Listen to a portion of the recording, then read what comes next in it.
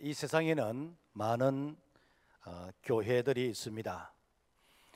그런데 어떤 교회가 참 교회인지, 어떤 교회가 거짓된 교회인지 사실 우리는 쉽게 구별을 하지를 못합니다.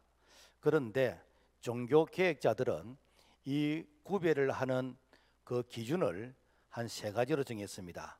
이것을 교회의 표지라고 말하는데, 말씀에 참된 전파, 그리고 거룩한 성례의 지평, 또 정당한 건증의 실행, 이 세 가지 기준을 통해서 참 교회와 거짓된 교회를 이렇게 구별을 했습니다.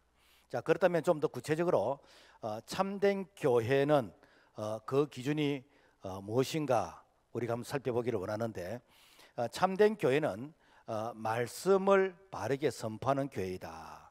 그러니까 하나님의 말씀은 더하거나 빼서는 안 되는, 가감이 없이 말씀을 그대로 전하고 그대로 이렇게 듣고 배우는, 실행하는, 바로 이것이 좋은 교회다라는 것입니다. 그래서 마태복음 5장 18절에 진실로 너희에게 이르노니 천지가 없어지기 전에는 율법의 1.1획도 결코 없어지지 아니하리라 라고 말씀하고 있습니다. 그렇기 때문에 우리가 신앙의 기준이 무엇인가? 하나님의 말씀입니다. 그래서 말씀이 하라 그러면 하는 것이고, 말씀이 하지 마라 그러면 안 하는 것이고, 말씀이 가라면 가는 것이고, 말씀이 멈추라면 멈추는 것이고, 우리의 신앙의 절대 가치 기준은 하나님의 말씀이다라는 것입니다. 오늘날 안타까운 것은 하나님의 말씀을 부정하는, 그래서 이 동성애, 하나님은 남자와 여자를 창조하셨지, 하나님께서 우리에게 이 남자가 남자와 결혼하고 여자가 여자와 결혼하는 이러한 법을 허락하지 아니했습니다. 뿐만 아니라 우리에게 종교의 자유를 주셨는데, 그래서 이 차별금지라는 이런 이름으로서, 그래서 이렇게 나쁜 그런 차별금지법이 우리의 신앙의 자유를 여러 모양으로 구속하고 있는 이런 현실입니다. 과거에는 우리가 학교 앞에서, 또 학교 안에서, 또 이렇게 직장에서 이렇게 신우회로 복음을 전하는 이런 것들이 자연스러운데, 지금은 종교 차별 금지라 해가지고 이런 것들을 일체하지 못하는, 심지어는 TV에 나와서도 하나님께 영광 돌립니다 이런 말을 안 하는 조건으로 출연하는, 이것이 현실이 되어져 버렸습니다. 뿐만 아니라 우리가 코로나 때에 예배 폐쇄법이 있게 되어졌고, 사실 참 이런 법들은 하나님의 말씀, 이 성경을 부정하는 부분입니다. 그래서 우리가 해야 될 것과 하지 말아야 될 것을 분별한 것은 하나님의 말씀이 기준이 되어야 된다라는 것입니다. 두 번째로는 거룩한 성례의 집행. 이 성례에는 세례와 성찬이 있습니다. 예수님께서 십자가에 달려 죽으시기 전 마지막 만찬을 행하시면서 제자들에게 이렇게 식사하시는 자리에서, 자, 너희들이 이 빵을 받아 먹어라. 이 빵은 내가 너희를 위해서 살찌는 내 살이라. 그리고 이 잔을 받아 마시라. 이 잔은 내가 너희를 위해서 흘리는 나의 보혈의 피니라 라고 하면서, 이 떡과 잔에 참여한 자들은 예수 그리스도 그분과 연합되는 것이고, 그리고 그분이 내 안에 사신다라는 이 신앙의 고백을 하게 하는 것입니다. 그래서 이 고백이 너무너무 중요하기 때문에 초대교회는 매주 이 성찬식을 행했습니다. 오늘날 교회는 이 성찬식을 행하면은 예배가 상당히 이제 길어지니까, 그래서 어떤 절기에 따라서 성찬식을 하는데, 사실은 매주 하면은 더 좋습니다. 그리고 정당한 건증의 실행. 이 건증은 범죄한 자를 향해서 징계를 통해서 다시는 죄를 짓지 아니하도록 하는 그런 경고의 또 의미가 있는 것이고, 그리고 이와 유사한 죄를 짓지 않도록 예방하는 것이 그 목적입니다. 그래서 교회는 신부라고 그랬습니다. 그래서 정결한 신부가 되기 위해서는 늘 우리를 깨끗하게 해야 되는데, 그래서 늘 말씀의 거울 앞에서 우리가 뭘 잘못하고 있는지, 잘못한 부분에 대해서는 우리가 철저하게 회개하고, 또 죄를 지었다면 우리가 시벌을 통해서 죄를 멀리하는 이것이 바로 정당한 건증의 실행인 것입니다. 그런데 오늘날 안타까운 것은 이 건증이 교회에서 사라진 지가 오래되었습니다. 그래서 잘못을 지적하면은 교회를 떠나버리게 되지는, 그리고 교회를 떠나면은 또 다른 교회에서는 또 환영하고 받아주다 보니까 이제는 이 죄에 대해서 감각이 무감각해져가는 바로 이러한 모습인데, 이것은 비성경적인 부분이다라는 것입니다. 그런데 이 버가모 교회가 이런 그러니까 참 말씀에 참된 선포가 없고 그리고 이렇게 거룩한 성례의 집행이 없고 또 건증이 없는 이러다 보니까 교회가 타락하고 그리고 변질되진 바로 진리에서 떠난 교회가 되어졌다라는 것입니다. 그렇다면 버가모 교회가 있었던 그 도시가 어떤 도시인지 우리가 버가모 도시의 그 배경을 한번 살펴보겠는데, 우리가 한번 지도를 통해서 먼저 살펴보겠습니다. 자, 저 지역이 버가모입니다. 우리가 처음에 에베소 교회를 우리가 살펴봤고, 그 다음에 스무나를 살펴봤고, 오늘은 버가모를 살펴보게 되지는데, 이 버가모는 항구에서 약 한 20km 정도 안은 내륙으로 들어간 바로 그러한 도시인데, 이 도시는 튀르키예, 전에 이제 터키라고 이렇게 했잖아요. 이 터키 소아시아 수도로서 로마 총독의 본부가 있는, 그리고 정치와 권력이 살아있는, 그래서 황제를 숭배하는 바로 그런 본부가 이 버가모에 있었다라는 것입니다. 그리고 이 버가모에는 당시에 이 도서 소장량이 한 20만 건 정도 있게 되지는, 그러니까 요즘 대학에서도 뭐 도서가 얼마나 되겠습니까? 20만이라면 그 당시를 놓고 볼 때는 어마어마한 이런 도서량인데, 이런 그 학문의 도시가 바로 버가모 도시였다라는 것입니다. 뿐만 아니라 종교적으로도 제우스 신, 그리스 신화에 나오는 최고의 신이다 해가지고 제우스 신을 섬기는 그 신전이 있었고, 그리고 디오니소스 또 이렇게 바커스 신, 이것은 포도주의 신인데, 이 포도 알맹이가 아주 이렇게 참 많이 이렇게 달려 있잖아요. 그래서 풍요와 다산의 그런 상징인 의미로서 이런 신을 섬겼고, 또 비너스 신, 이것은 사랑의 여신으로 비너스 신전이 있었고, 또 거기에는 아에스 콜라피우스라고 하는 이 뱀신이 있었습니다. 그 뱀을 신으로 섬기는데 이 뱀이 우리를 치료해 준다 해가지고, 그래서 많은 사람들이 이 뱀신을 섬기게 되어졌습니다.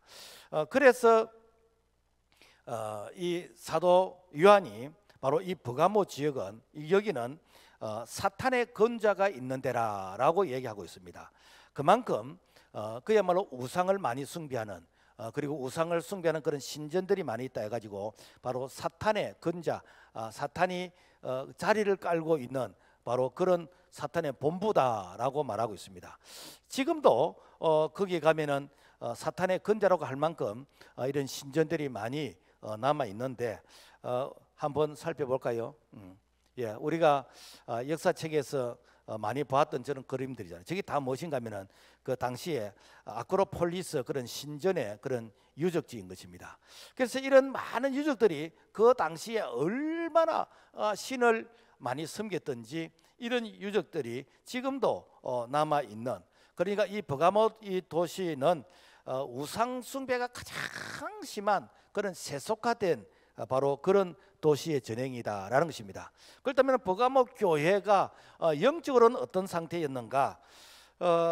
우리가 이제 처음에 에베소 교회를 살펴봤는데, 에베소 교회는 그 진리는 있으나 첫사랑을 떠났다, 너희들이 첫사랑을 회복해라 라고 하면서 책망을 받았다면은, 이 버가모 교회는 이 사랑은 있으나 진리에서 떠나게 되지는, 그래서 너희들이 진리를 빨리 사수해야 된다라는 그런 이게 교훈으로 버가모 교회를 책망하고 있습니다. 왜 버가모 교회가 진리를 이렇게 떠나게 되었는가? 그 이유는 교회 안에 거짓된 선지자가 있기 때문에, 교회 안에 거짓된 선지자들을 용납하고 그 거짓된 선지자가 말하는 것을 허용한 그런 행편이었다라는 것입니다. 그래서 요한계시록 2장 14절 말씀 보면은 너에게 두 가지 책망할 것이 있나니, 거기 너에게 발람의 교훈을 지키는 자들이 있도다. 이와 같이 너에게도 니골라 당의 교훈을 지키는 자들이 있도다. 그러니까 거기는 발람의 교훈과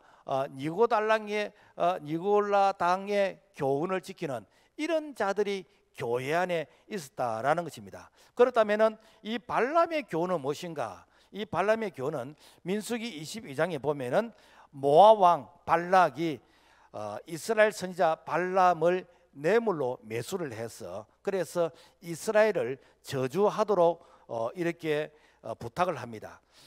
그래서 발람은 자기 입으로 이스라엘을 저주할 수 없어요. 왜? 하나님이 저주를 못하게 했기 때문에. 그래서 자기 입으로는 저주를 못하고 이스라엘 백성이 망하는 그 비결을 가르쳐 줍니다. 그래서 이스라엘 백성들이 어떻게 망하는가? 이것은 바로 우상의 제물을 먹는 것과 그리고 간음을 하는, 이렇게 하면은 이스라엘 백성이 망한다라는 것을 가르쳐 줬습니다. 그래서 이 발락 왕이 잔치를 이게 베풀어서 그래서 많은 이스라엘 사람들이 거기에 참여해서 그래서 술을 마시고 그리고 그 술 마신 가운데서 이제는 이제 간음을 하게 되는 것이고 또 우상의 그런 제물을 먹게 되지는, 그래서 하나님께서 진노하시면서 그래서 이 간음에 참여했던 이스라엘 장정 23,000명이 성병으로 죽게 되지는 무서운 심판을 받게 되었습니다. 오늘날로 말하면은 교회 이 지도자들이 정치와 권력에 매수를 당하고 그리고 출세와 돈에 매수가 되어서 진리를 이렇게 버리는 바로 이러한 부분들이 오늘날 교회를 타락하게 하고 있는 이런 요소이다라는 것입니다. 그래서 정권이 바뀔 때마다 그 정권에 아부하면서 그러면서 이 교회를 그야말로 마치 이렇게 어떤 협상을 통해서 그 결정하는 이런 부분들, 우리가 지난 코로나 3년 동안에 교회에서 뭐 예배를 몇 명 드리라 몇 명 드리라, 나중에는 19명 드리라, 그래 큰 교회도 19명 작은 교회도 19명, 이게 왜 이렇게 됐는가? 자칭 교회 대표라는 사람이 정부와 협상을 해서 19명으로 이렇게 정해버렸습니다. 여러분, 교회는 예배는요, 이거는 하나님의 절대 주권 영역이지 내가 예배를 몇 명 드린다, 예배를 드려야 된다 안 드려야 된다, 이거는 하나님 앞에서 심판받을 일이에요. 이거는 협상의 대상이 아니에요. 하나님은 예배한 자를 찾으시고 하나님은 지금도 이렇게 예배를 통해서 영광을 받으시는데, 이것이 바로 오늘 이 시대에 발람의 교훈의 그런 이게 오염된 지도자들이다라는 것입니다. 그래서 교회에 이 WCC 그리고 포스트 모더니즘 사상 그리고 뭐 뉴에이지 사상, 범신론 사상 이런 것들을 수용하는 이런 것들이 바로 교회 지도자들이 하는 것이거든요. 그러니까 교회 지도자들이 이런 사상을 교회에다가 도입을 하면은 성도들은 아무런 어떤 저항 없이 뭐 당연한 거로 생각하고 이런 잘못된 신앙과 신학의 사상에 오염이 되어지는, 마치 이것이 당연한 것처럼 이렇게 받아들이게 되어지는, 바로 이것이 바로 발람의 교훈이다라는 것입니다. 오늘 우리는 철저하게 우리의 신앙의 가치 기준이 하나님의 말씀에서 정말 이게 바르게 시행되고 있는지 우리가 늘 깨어서 기도하면서 절대로 이게 교회 안에 이런 나쁜 사상을 이렇게 가지고 들어서 오염시키는 이런 일은 있으면 아니 되겠다라는 것입니다. 두 번째는 니골라당의 교훈입니다. 이 니골라당의 교훈이란 것은 사도행전에 보면은 7 이렇게 집사가 나오는데 그 중에서 니골라라 하는 이런 이 사상을 따르는 자들이 있었습니다. 이것은 헬라 철학의 한 부분인데, 그래서 이들은 사람은 영은 죄가 없고 순결하고 이 육은 이렇게 악하다라고 이렇게 주장합니다. 그래서 육신은 죄를 지어도 영에는 죄가 없다라고 주장하는 자들입니다. 이러한 사상을 영지주의라 그럽니다. 영지주의. 그런데 오늘날 영지주의의 이런 사상이 교회에 참 많이 들어와 있는데 그 중에 아주 대표적인 것이 바로 구원파입니다. 구원파는 우리가 구원받은 것은 영이 구원받은 것이지 육이 구원받은 것이 아니다. 그래서 육이 죄를 지어도 영에는 죄가 오염되지 않기 때문에 그래서 우리는 회개할 필요가 없다라고 생각하는, 그래서 구원받은 자는 이제 죄에서 자유해야 된다. 그래서 육신적으로 죄를 지어도 전혀 양심의 가책을 느끼지 않는 바로 이것이 오늘 한국 교회를 오염시키고 있는 이런 대표적인 바로 이단인 것이고, 이와 유사한 이런 이단들이 참 많습니다. 그래서 육신의 고행을 통해서 영이 맑고 깨끗해진다는 이런 사상들이 다 이렇게 영지주의에서 나온 이런 사상들이거든요. 자, 그래서 성경은 우리에게 분명하게 말씀하고 있습니다. 너희 몸은 너희가 하나님께로부터 받은 성령의 전인 줄을 알지 못하느냐. 그러니까 우리의 몸은 단순히 바디 육체가 아니라 하나님의 영 성령이 우리 안에 거하시는 우리가 성전, 성령의 전이다라는 것입니다. 그러므로 우리의 이 성전을 깨끗하게 해야 됩니다. 그래서 고린도서 3장 17절 말씀 보면은 누구든지 하나님의 성전을 더럽히면 하나님이 그 사람을 멸하시리라. 하나님의 성전은 거룩하니 너희도 거룩하니라. 그래서 우리는 늘 이 성전, 즉 육신을 거룩하게 하는, 그래서 뭐 다른 죄는 마음으로 짓고 하지만은 우리가 몸으로 짓는 이런 죄들이 있잖아요. 그래서 이렇게 간음한다든지 아니면은 폭력을 행사한다든지 이런 죄들. 그래서 몸으로 짓는 죄는 몸으로서 벌을 받게 되어집니다. 그러므로 말미암아 우리는 이렇게 잘못된 이런 사상의 오염이 되어져서 그래서 우리가 타락하게 되는 것, 이것이 바로 발람의 그 교훈과 니골라당의 그런 교훈이다라는 것입니다. 1830년 독일 트리에에 살던 유대인의 한 소년이 아버지가 법률가였습니다. 그래서 아버지에게 이런 질문을 합니다. 아버지, 우리는 유대인인데 이 유대인은 이 해당에서 예배를 드려야 되는데 왜 독일 루터 교회에서 예배를 드립니까? 라고 질문했습니다. 이때 아버지가 하시는 말씀이, 아들아, 유대인들은 사회적으로 불이익을 당하는, 그래서 사회적으로 이렇게 역차별을 당하게 되는데, 그래서 우리가 불이익을 당하지 않기 위해서는 우리가 독일 루터 교회에서 예배드리는 것이 이것이 지혜로운 방법이니라 라고 하면서 아들에게 설명을 했습니다. 이 아들은 나는 유태인인데 유태인은 해당에서 예배를 드리는데 아버지의 그 말이 자기는 수용이 안 되는 거예요. 그래서 어떻게 하는가? 이 교회를 떠나게 되집니다. 이렇게 해서 30세가 되었을 때 1847년 영국의 엥겔스라는 사람과 함께 공산당 선언이라는 이 선언을 하게 되어집니다. 이 소년이 바로 공산주의 창시자 칼 막스 마르크스이다라는 것입니다. 그는 이 평등을 주장하면서, 그래서 사회가 평등이 된다, 그래서 이 평등을 주장하면서 다 가난한 이런 사회주의를 이렇게 만들게 된 그런 장본인이고, 그리고 하나님은 없다라고 무신론을 주장한 바로 무신론주의자다라는 것입니다. 어릴 적에 이렇게 이 신앙의 가치를 이 바르게 배우지 않음으로 말미암아 역사적으로 이 공산주의를 만들어낸 엄청난 역사에 참 이렇게 고통을 준 그런 자가 바로 어릴 적 신앙의 교육에 실패해서 이런 인물이 나오게 되었다라는 것입니다.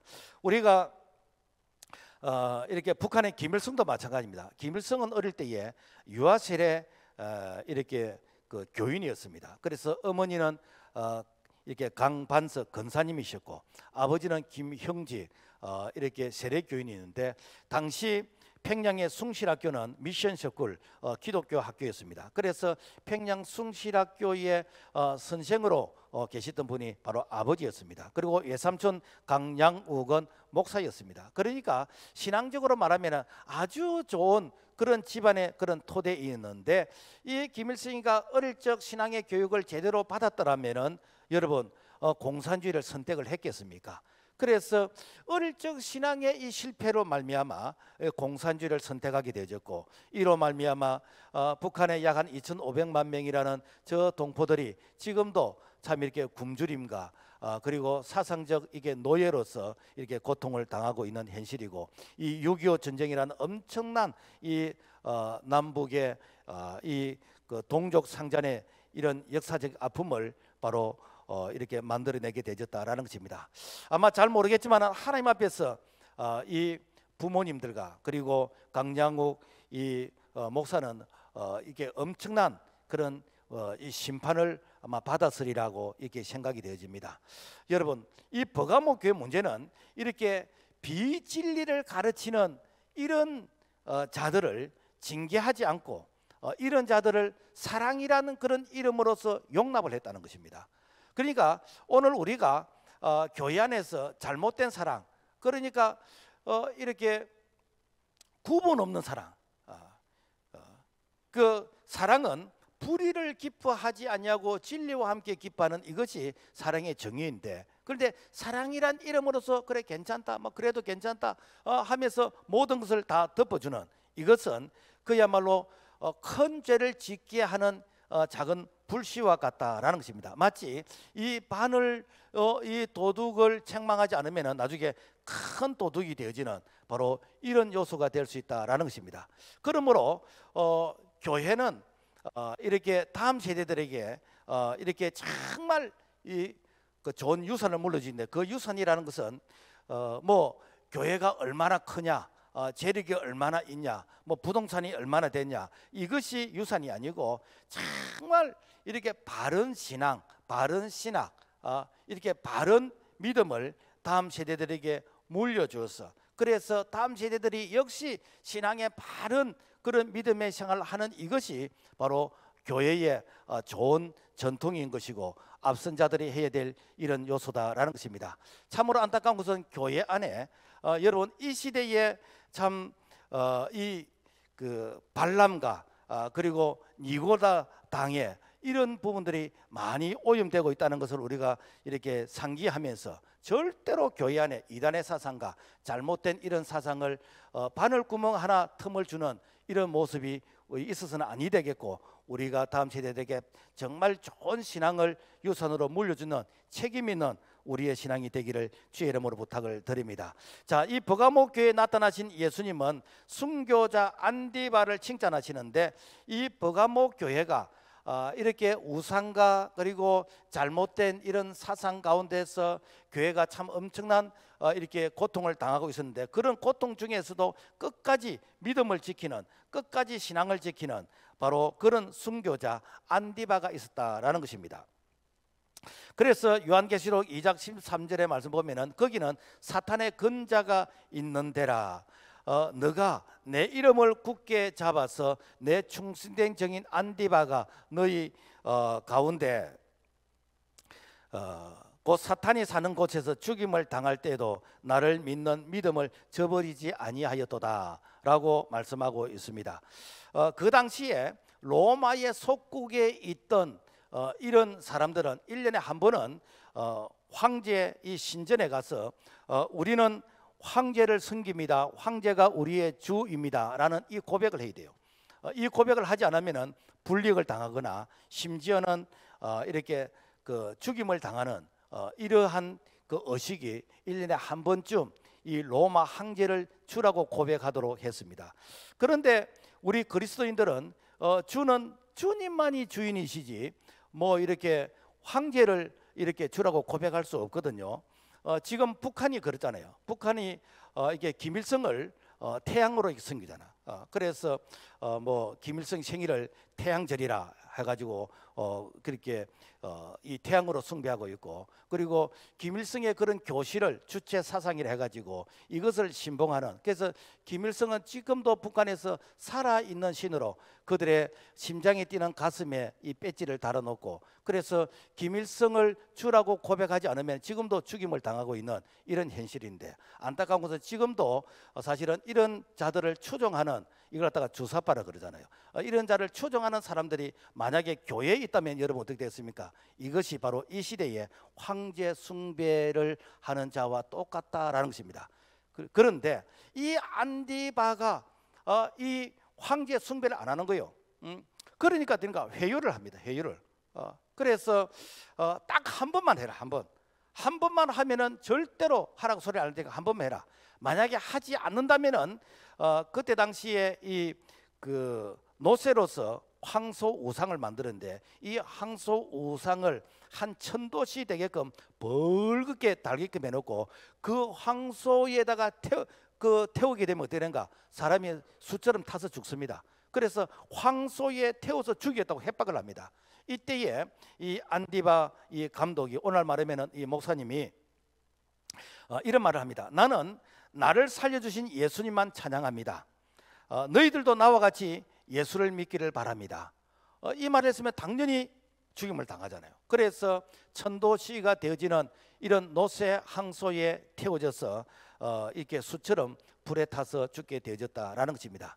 예수님은 이 안디바를 내 충성된 증인이라고 칭찬하십니다. 이 충성된 증인은 예수님에게만 쓰는 이런 호칭인데, 요한계시록 1장 5절 말씀에 보면은 충성된 증인으로 죽은 자들 가운데에서 먼저 나시고 땅의 임금들의 머리가 되신 예수 그리스도. 그러니까 예수 그리스도 그분은 바로 하나님 앞에서 충성된 자의 이런 모델이시지요.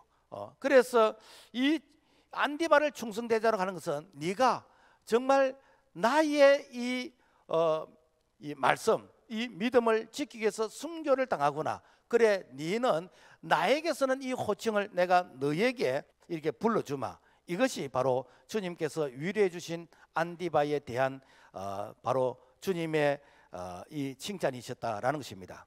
우리가 일제 강점기 때 바로 일본이 그 조선 한국을 이렇게 문화적으로 이게 식민지하기 위해서, 그래서 민족 말살의 그런 정책으로서 이렇게 신사참배를 강요했습니다. 그러니까 다른 부분에 대해서는 다 신사참배가 이루어졌는데 이 교회 영역만큼은 10계명, 1계명, 2계명에 근거해서 신사참배가 이루어지지 않았어요.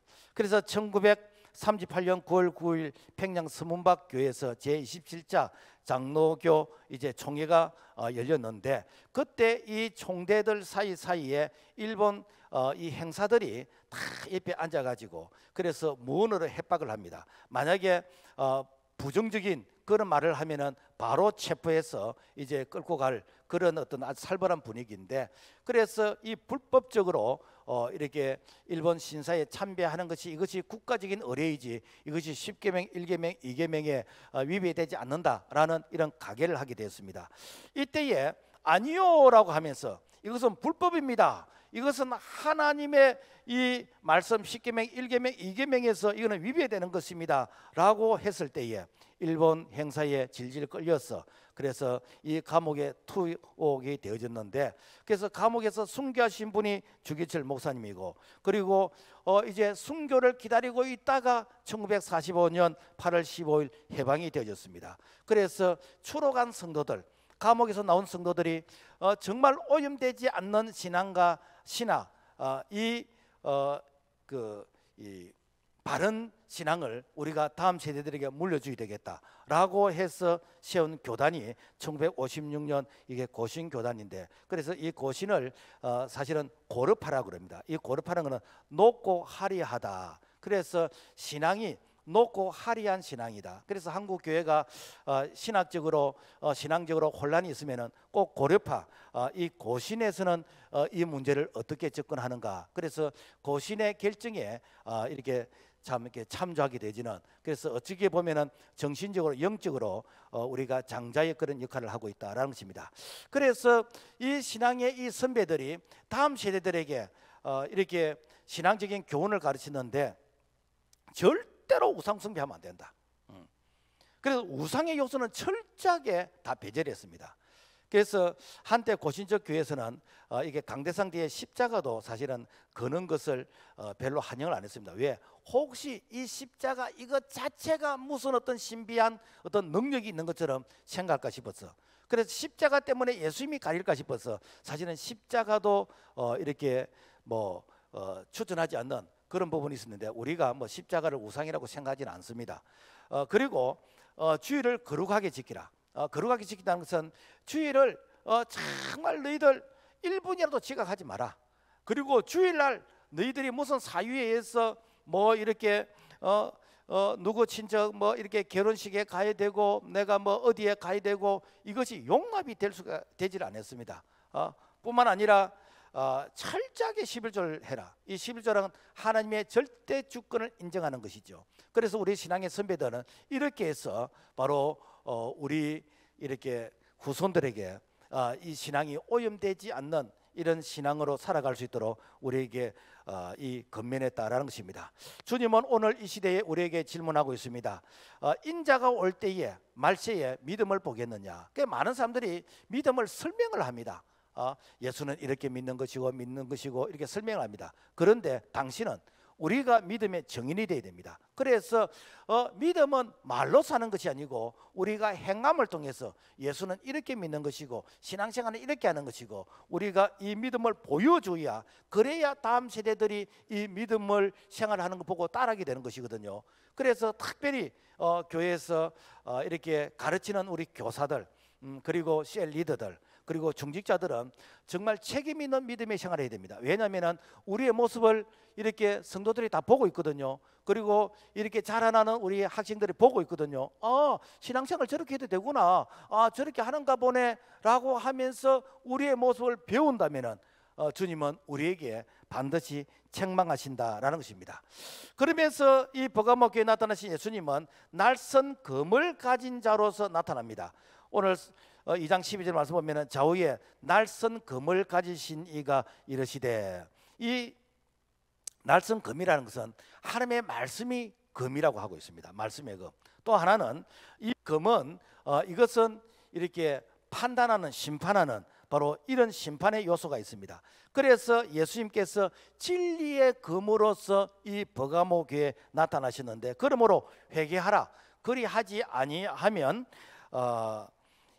내가 너에게 속히 가서 내 입의 검으로 그들과 싸우리라 라고 말씀하고 있습니다. 그러니까 너희들이 이 잘못된 이런 사상, 잘못된 이런 이 교훈을 받아들이는데 너희들이 회개하지 않으면은 내가 너희들에게 이렇게 심판하겠다라고 이렇게 경고를 하고 있는 것입니다. 그러므로 오늘 우리의 신앙은 내가 열심보다 더 중요한 게 무엇인가? 바르게 믿는 것이요. 내가 뭐 이렇게 신앙의 연수, 내가 뭐 직분, 내가 뭐 이렇게 몇 대째 집안이다, 이거보다 더 중요한 게 무엇인가? 내가 말씀으로서 바르게 믿고 내가 바르게 신앙생활 하는가? 이것이 바로 기준이 되어야 돼요. 그래서 내가 열심히 신앙생활을 하고 내가 열심히 교회에서 봉사를 하고 했다 할지라도 주님이 딱 보실 때에 너는 이때까지 너를 위해서 한 것이지 이것이 주님의 영광을 위해서 한 것이 아니다, 이 불법을 행하는 자야 내게서 떠나가라 라고 말씀을 하실 때, 내가 주님의 심판대 앞에서 이 책망을 받는다면 그때는 이 후회도 기회가 없다라는 것입니다. 그러므로 말미암아 오늘 우리는 정말 이 믿음의 생활할 때 정말 열심히 해야 되지만 열심보다 더 중요한 게 무엇인가? 내가 하나님의 말씀대로 내가 살아드리는가라는 것을 우리 자신을 늘 돌아보면서, 그래서 이 좌우로나 우로나 기우지 않고 정도를 걸어갈 수 있는 그런 우리의 신앙이 되기를 주의 이름으로 부탁을 드립니다. 그러면서 이 버가모 교회를 위로하시는데 이 요한계시록 2장 17절의 말씀 보면은 이기는 그에게는 내가 감추었던 만나를 줄 터인데 또 흰 돌을 주시면서 그 돌 위에 새 이름을 기록한 것이 있나니 받는 자 밖에는 그 이름을 알 사람이 없느니라. 무엇인가? 이기는 자에게는, 이긴다는 게 무엇인가? 내가 그 사람을 굴복시키는 게 이기는 게 아니고 내가 끝까지 믿음을 지키는 자리예요. 끝까지 내가 예배의 자리, 기도의 자리, 찬양의 자리, 내가 봉사의 자리, 그 자리를 지키는 자가 바로 이기는 자이다. 그런 자에게는 감추었던 만나를 주고 흰 돌을 주겠다는, 그 감추었던 만나가 무엇인가? 우리가 하나님의 이 말씀은 약 한 1600년 기간 동안 40명의 저자에 의해서 기록이 되어졌습니다. 그래서 이 말씀의 제1저자는 성령입니다. 그리고 제2저자는 성령의 감동받은 사람인 것입니다. 그래서 성령께서 바로 성령의 감동받은 자를 통해서 하나님의 말씀을 기록하게 하셨는데, 그래서 이 말씀은 성령의 조명 없이는, 성령의 가르치시는 그런 도움 없이 성경을 읽으면 이것이 잠오는 수문제인 것이고, 그리고 이것이 도덕과 윤리이고, 그리고 이스라엘 역사책으로만 느껴집니다. 그러나 성령의 조명하에서 이 말씀을 읽으면 이 말씀이 하나님의 음성이 되어지는 것이고, 그래서 이 말씀을 내가 받게 될 때 영의 눈이 열리는 것이고 영의 귀가 열리는 것이고 마음이 열리게 되는 것이고, 그러면서 이 말씀이 깨달아지게 되어지는 그런 은혜를 경험하게 되어진다라는 것입니다. 그래서 이 감추었던 만나라는 만나라는 이거는 베일에 쌓여 있다라는 그런 뜻이 있습니다. 그 옛날에 이제 어머니들이 이 밥상에 이렇게 음식을 이렇게 차려놓고 그래 식구들이 다 오도록 이렇게 밥 수건을 이렇게 덮어놓고 있습니다. 그러면은 이게 맛있는 음식의 냄새가 나는데 도대체 그 밥상에 무슨 음식이 있는지 참 궁금합니다. 그런데 이 밥수건을 살 덜어내면은 와 그게 찰밥이 있었네, 와 그게 미역국이 있었네, 와 그게 생선이 있었네. 그러면서 거기에 있었던 이제 반찬들이 이게 다 드러나 보게 됩니다.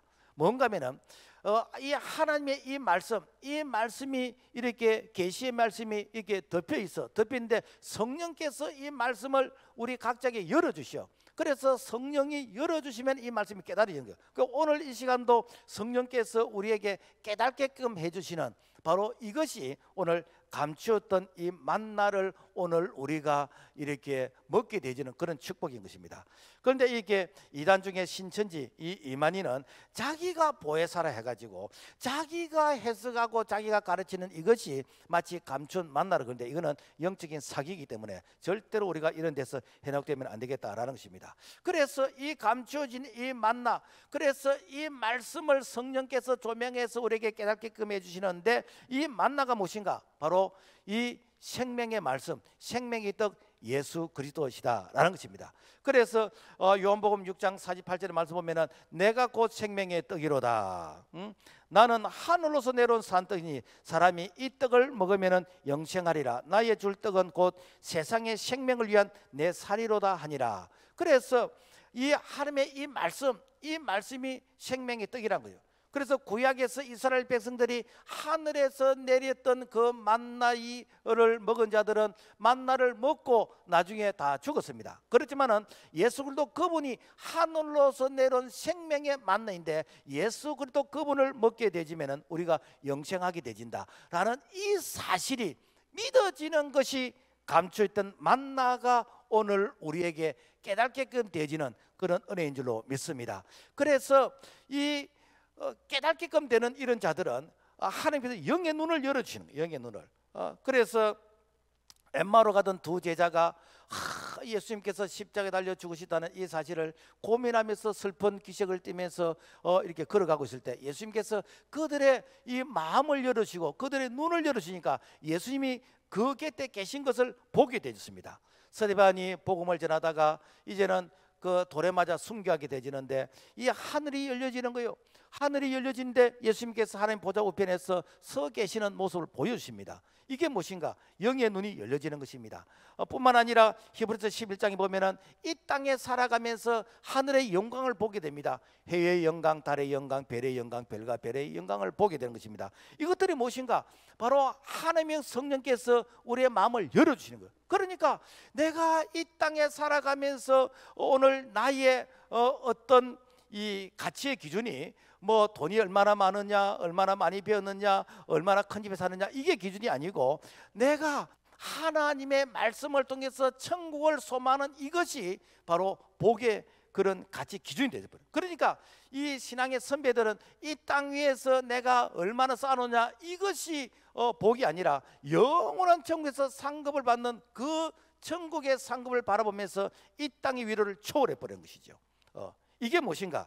바로 감추었던 만나를 통해서 하나님이 주시는 위로이다라는 것입니다. 그래서 가장 불행한 사람이 어떤 사람인가? 가장 불행한 사람은 하나님의 말씀을 한 번도 들어보지도 못한 사람이고, 또 불행한 사람은 내가 교회 왔는데도 불구하고 이 말씀이 믿어지지 않는, 깨달아지지 않는, 그래서 성전의 마당만 밟고 가는 바로 이런 자가 참 불행한 자이다라는 것입니다. 그래서 우리는 이렇게 예배를 드리기 전에 또 이렇게 예배를 우리가 드릴 때도 늘 성령 하나님 이 말씀이 무슨 말씀인지 깨달아지도록 믿어지도록 도와달라고 할 때, 그래서 이 말씀이 하나님의 음성으로 들려지면은 2000년 전 예수님께서 나사로야 부를 때 나사로가 살아난 것처럼 지금도 살아나는 그런 역사, 38년 된 이 병자가 이렇게 예수님의 그 옷자락이라도 만져지면은 낫고 싶다는 이런 그 믿음, 지금도 주님의 말씀을 붙잡는 자들마다 이렇게 영육간의 치유가 되지는 이런 역사가 일어나는 줄로 믿습니다.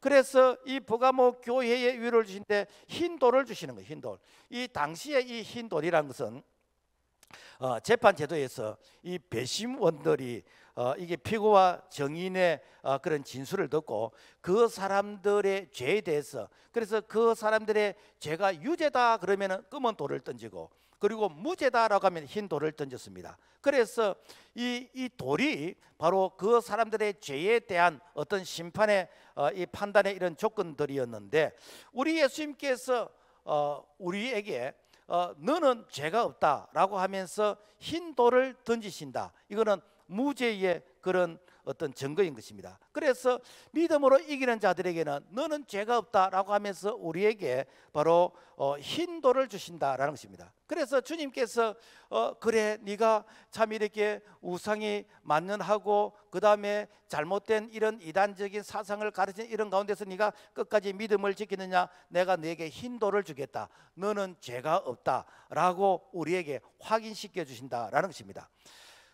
그래서 요한계시록 7장 14절 말씀 보면은 그가 나더러 이르되 어린 양의 피에 그 옷을 씻어 희게 하였느니라 라는 말씀이 있습니다. 그러니까 우리가 생각할 때 아니 어린 양의 피에 몸을 씻으면 우리에게 피가 묻어야 되지 왜 희졌느냐. 이것은 희다라는 것은 깨끗함의 그런 상징이요. 그러니까 예수도 그분의 피는 이 죄가 없는 보혈의 피이기 때문에 그 피에 우리가 사죄 은총을 받은 자들은 우리가 깨끗하다는. 그래서 천국에는 예수님 앞에 흰옷을 입은 자의 모습으로 우리가 서게 되는 거죠. 왜? 우리가 죄가 깨끗하게 용서함을 받았기 때문에. 자, 그래 이런 자들에게는 흰 돌에다가 이름을 새겨준대요. 그래서 이사야 65장 15절 말씀 보면은 내 종들은 다른 이름으로 부르리라 라고 말씀하고 있습니다. 무슨 얘기인가 하면은 우리가 하나님의 이 자녀들에게는 과거에 예수를 만나기 전에 너의 이름과 예수를 만난 이후에 너의 이름, 그러니까 예수 만나기 전 BC의 나의 이름과 예수를 만난 이후에 이 AD의 나의 이름이 이렇게 다르게 이렇게 불러진다는 거예요. 그래서 우리가 성경에 보면은 아브라함을 아브라함이라고 이렇게 부릅니다. 이 아브라함은 한 가정의 아비의 이름입니다. 그런데 아브라함은 온 세상의 열국의 아버지 이름, 그리고 사례를 사라, 이 한 가정의 어머니가 이 열국의 어머니가 되어지는 이것이 무엇인가? 바로 이름을 새롭게 이렇게 불러주시는 이 하나님의 위로이다라는 것입니다. 그래서 성경에 보면은 다 하나님께서 이 야곱이란 이 이름, 이 야곱은 사기꾼 속이는 자거든요. 이 야곱이란 이름이 하나님과 겨루어 이겼다라고 하는 이스라엘 이름으로 이렇게 바꿔 주십니다.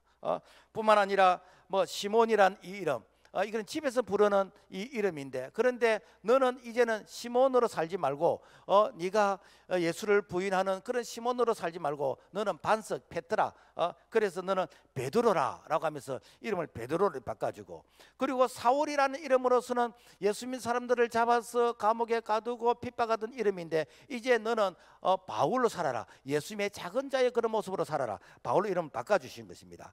그리고 신약 성경에서 이 요셉이란 이런 사람, 집에서 부르는 이름이 요셉인데, 그런데 이제는 너는 위로자, 건의자, 다른 사람들을 위로하는 이런 자로 살아라라고 해서 바나바라고 이름을 불러주게 됩니다. 만약에 하나님께서 오늘 우리를 향해서 너는 과거에 박석한 이로 살았지 이제 너는 이런 자의 모습으로 살아라 라고 하면서 우리에게 이름을, 새 이름을 주신다면 나는 어떤 이름이 되질까? 그래서 이 로마 가톨릭에서는 영세를 받으면 영세명을 주잖아요. 그래서 어떤 면을 볼 때에 내가 그 이름에 걸맞게끔 참 이렇게 살아야 되겠다라고 결단할 수 있는 그런 기회가 되는데, 우리가 성경에서 나는 정말 이런 신앙의 인물처럼 나는 살고 싶다, 나는 정말 이렇게 참 바나바처럼 살고 싶고, 나는 사무엘처럼 살고 싶고, 다니엘처럼 살고 싶고, 아니면은 솔로몬과 이렇게 다윗의 그런 좋은 점을 배우고 싶은 이런 결단이 오늘 우리에게 바로 흰 돌을 주시면서 거기에 이름을 기록하게 할 때에 오늘 우리가 정말 좋은 신앙의 그런 훌륭한 이런 참 믿음의 사람의 이름을 우리가 닮아가는 것이 참으로 우리에게 이렇게 유익하다라는 것입니다. 말씀 맺겠습니다. 여러분, 도둑놈이 도둑놈을 잡아라 그러면 누가 도둑이겠습니까? 오늘 우리에게는 말이 필요 없습니다. 우리가 보여주면 되는 거예요. 신앙생활을 이렇게 하는 것이라고 보여주면 됩니다. 그래서 말세 믿음을 보기냐고 그랬습니다. 그래서 오늘 우리가 정말 이렇게 오염되어져 가고 있는 이런 교회 환경, 그리고 이렇게 거짓된 이런 선지자들이 이 판을 치는 이러한 이 교회 지도자, 이런 가운데서 우리가 까지 우리가 말씀 중심으로 믿음을 지키려고 하는 이런 자들에게는 우리 예수님께서 이런 자들에게 감추었던 만나를 주시고, 뿐만 아니라 바로 흰돌을 주시면서 오늘 우리의 이름을 거기에 기록해 주시는, 끝까지 믿음을 지키는 이기는 자가 되어서 주님 앞에서 부끄럽지 않는 우리의 신앙, 뿐만 아니라 상급과 위로를 받기에 합당한 우리의 모습이 되기를 주님의 이름으로 부탁을 드립니다. 주님 감사합니다. 참 이렇게 우리가 7교회를 살펴보는 가운데서 교회들마다 다 문제가 많고, 또 이 교회들이 오염되어지가는 이런 가운데서 끝까지 믿음을 지키는 자들이 있었습니다. 오늘 우리는 믿음을 지키는 자의 대열에 서게 하여 주시고, 주님 앞에서 정말 감추었던 만나를 받고, 그리고 흰 돌을 받게 되지는 그런 성공적인 믿음의 사람이 될 수 있도록 도와주시옵소서. 예수님 이름으로 기도합니다. 아멘.